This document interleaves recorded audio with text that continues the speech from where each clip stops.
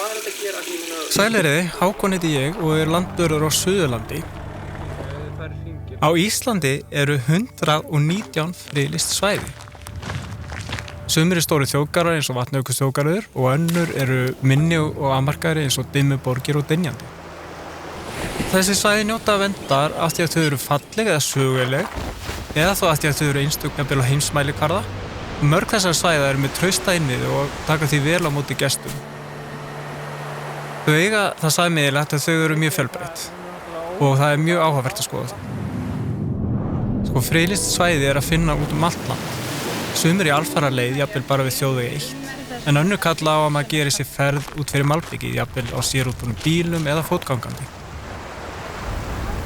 Já, ansi mörgum af þessum svæðum er þjónusta til staðar og þar starfa landverðir sem veita upplýsingar sögu og náttúru svæðisins og jafnvel bjóða í fræðslugöngu.